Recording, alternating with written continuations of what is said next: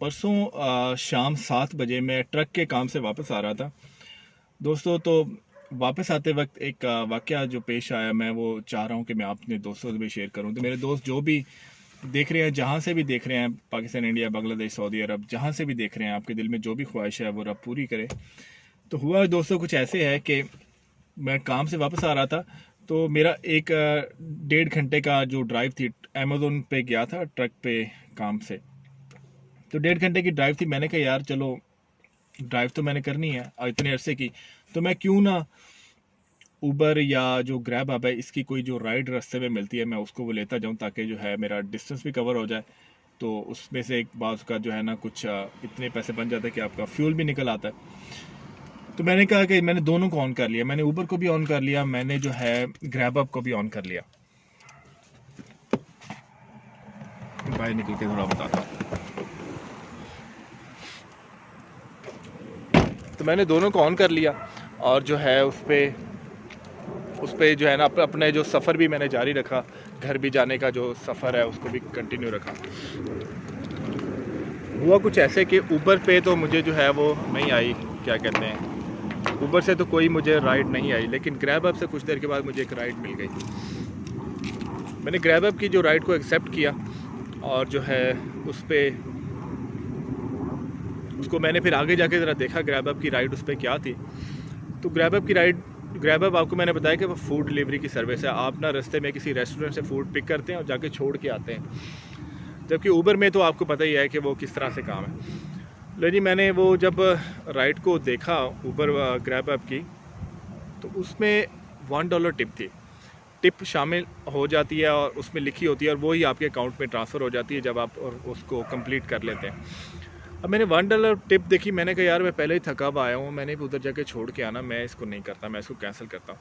लेकिन कोई ऐसी ताकत थी जो मेरे जहन में डाले, वो कहे यार पैसे को छोड़, ये 5 उंगलियाँ बराबर नहीं होती, जाके इसको दे आओ, फूड दे आओ, इसको जाके इसको खाना पहुँचा दो।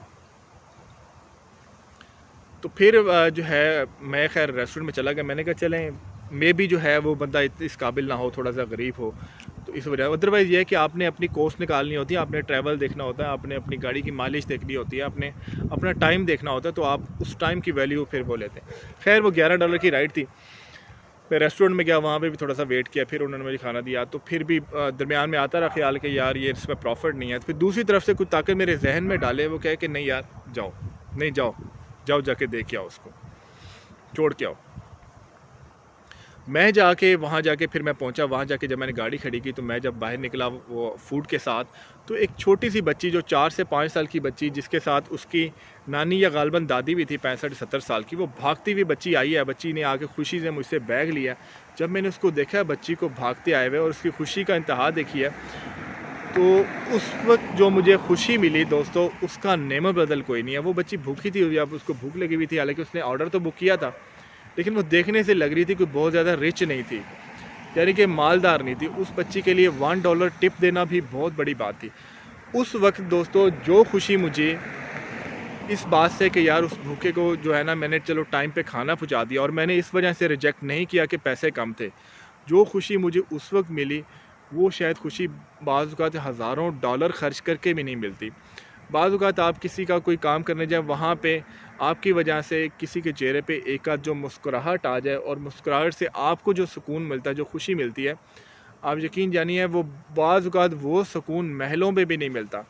आपने किसी को कर्ज़ दिया हुआ है, उधार दिया हुआ है, आप देख लेते हैं कि वो तंग दस्त है, उसकी जॉब चली गई है, उस जॉब चले हुए आप उस पर कर्ज़ पे थोड़ी सी मोहलत दे देते हैं, रियायत दे देते हैं, और उस पे जो है जो खुशी आपको मिलती है उसका कोई निमल बदल नहीं है। लेकिन इसका मकसद, अगर फ़ायदा तभी होता है जब इसका मकसद सिर्फ़ रब की ज़ात के लिए, कि आपने उसके साथ अच्छाई करनी है, उस रब के ज़ात के लिए, उस खुदा की ज़ात के लिए करनी है।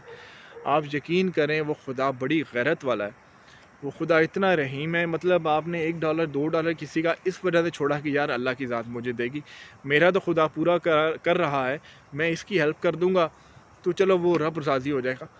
वो खुदा रखता नहीं है।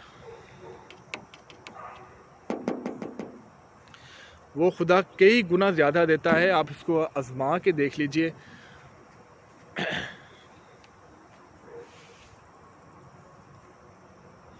हज़रत अली का कौल है, लोग समझते हैं कि जो है ना दौलत जो है ये मेहनत में पोशीदा, जितनी ज़्यादा मेहनत करेंगे उतनी दौलत ज़्यादा होगी, लेकिन ऐसा नहीं है दोस्तों।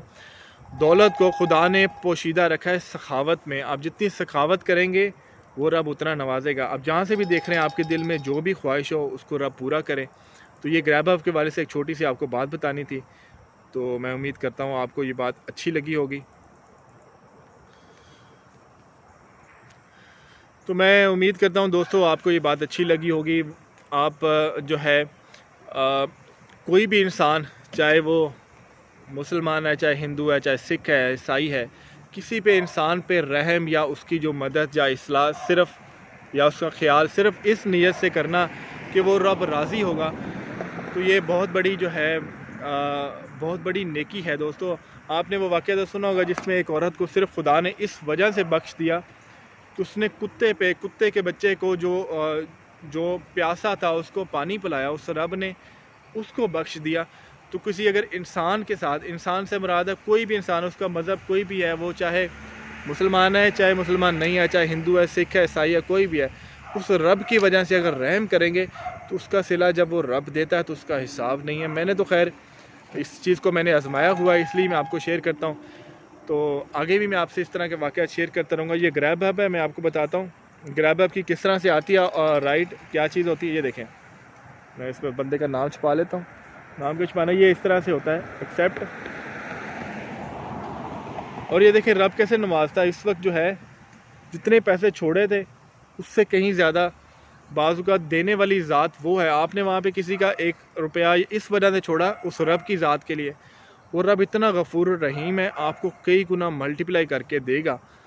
मैंने तो इसको आजमाया हुआ है और मैं चूँकि इसमें एक्सपीरियंस शेयर करता हूँ तो मैं जेन्युइन एक्सपीरियंस शेयर कर रहा हूँ। ये भी जो मैं बात आपको बता रहा हूँ ये भी जेन्युइन है।